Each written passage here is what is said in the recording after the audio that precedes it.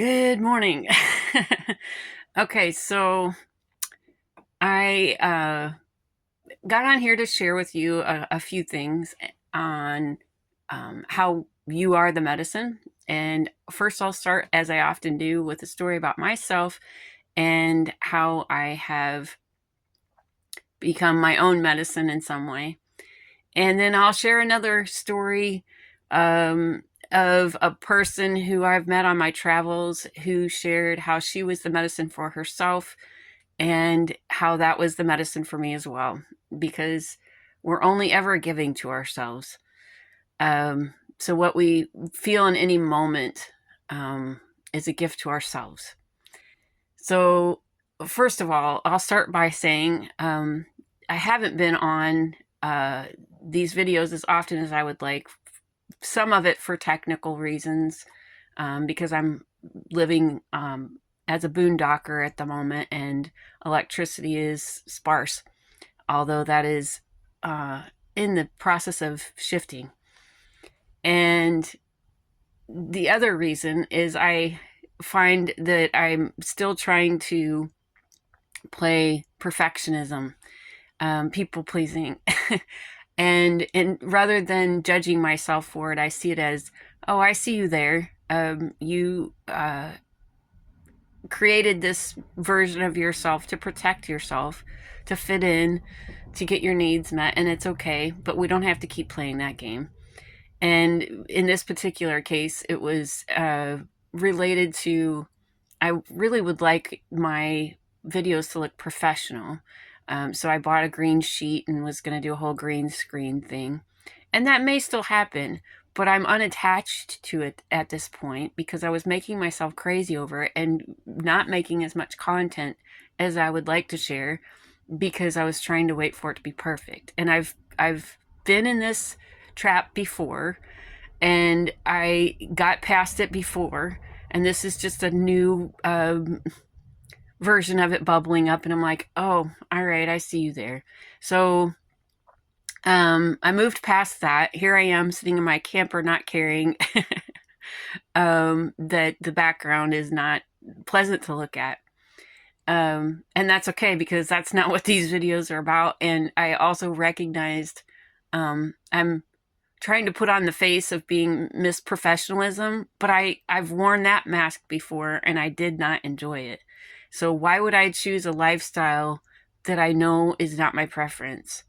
Um, so that said, this lifestyle has lent itself to um, getting to meet like-minded friends, and one of those friends, whose name I'll call Jane, um, she and I have been camping for the last couple of days together and have gotten very deeply acquainted with things that you don't typically share with somebody you've only known for, I met her maybe a couple weeks ago. And one of the stories that uh, unfolded in real time yesterday was related to a situation with her mother. And her mother is currently experiencing dementia. And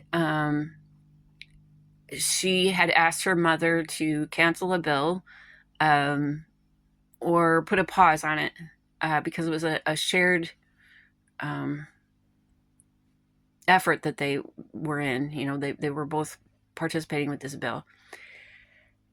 And rather than her mom saying, okay, great, and asking maybe for some clarification on, specific details, it turned into a barrage of text messages, some of which were focused on trying to change her mind.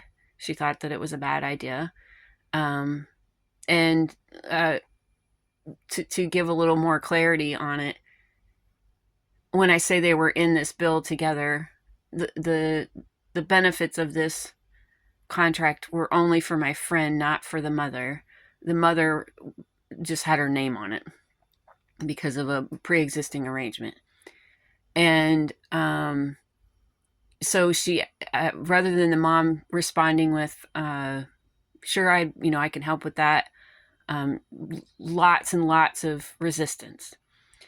And my friend was feeling very frustrated and getting more and more upset, and asked me, how do you handle situations like this?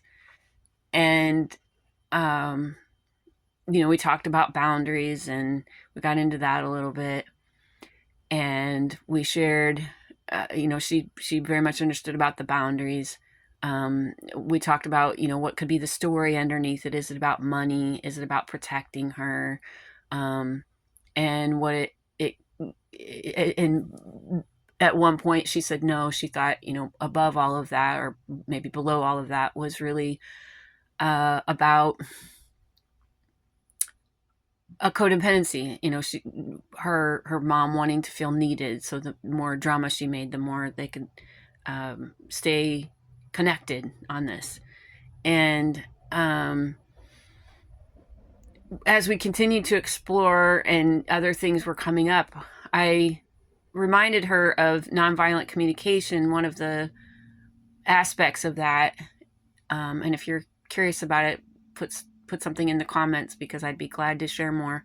One of the aspects of that is, but when you get past, making the observation, figuring out what the feelings, the needs are, and what the request is, below that you say, what feelings are in this for you? And the three buckets that you explore are anger, fear, and sadness. And it occurred to me as I was listening to her talk about her mother, after she got past the anger part of it, there was a lot of sadness there, and that I didn't think she was seeing that. And I said, let's explore those three buckets.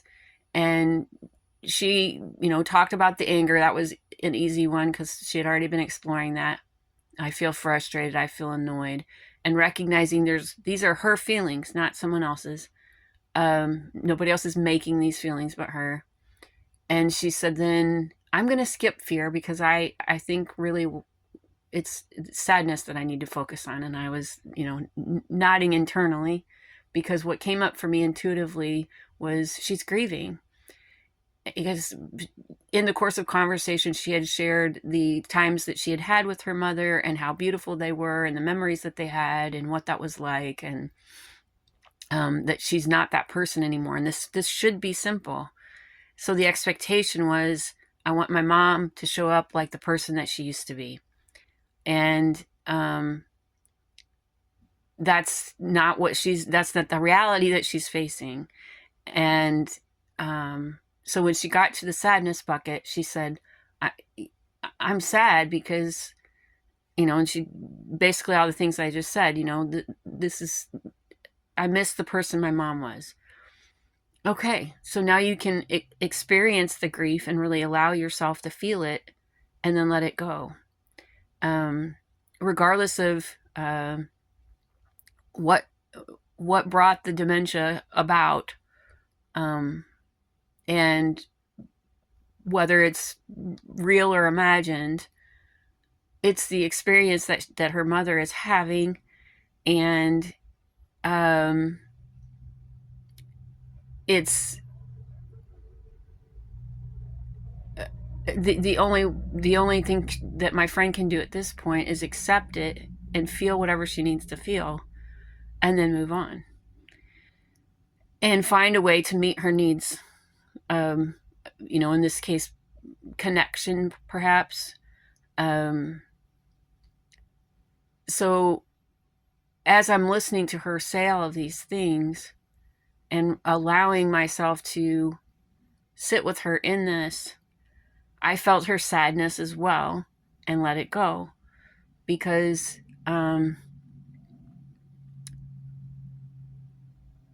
anything we attach ourselves to, any feeling that we attach ourselves to, we make more of. And there's nothing wrong with that. But if it's not what you prefer, let it go. And also what occurred to me is some of my own interactions with my own mom and my own frustrations have been based on the same thing. She should be able to get this. This shouldn't be so complicated. or whatever story I had in my head about how things should be. Because anytime we're using the word should, we're judging the situation and putting an expectation on it. And when we have expectations, more often than not, we have disappointments. Especially if we're attached to it, we can expect that, it would be great if XYZ happened, but if it doesn't, can I be okay? And what I keep coming back to, regardless of what feelings come up for me, is I can be okay. I can choose to experience this feeling and then let it go, and choose to experience the next one and let it go, because life is constantly changing and everything is temporary and all is well. It's when we cling to old stories, when we cling to expectations, when we cling to other people are supposed to make me happy, or whatever feeling it is that we would like to feel, then we spend a lot of time suffering. And so when I say, and I have said in other videos, that suffering is a choice, this is what I'm saying. It doesn't mean that feelings you don't prefer never happen. It doesn't mean that. And it doesn't mean that you'll, well, basically the same thing, that you'll always be happy. It's that you can choose to be at peace with what's happening and recognize it's all temporary and it's all part of being human. And the less we make stories about things, the less we make those difficult feelings, and we just land in peace. So realizing that it's not your circumstances that create your happiness or your peace or your joy, it's you internally choosing that by accepting what is and making choices based on that knowledge, that truth in this moment. So remember, you are the medicine. I am the medicine. We each can shift our own reality by choosing differently.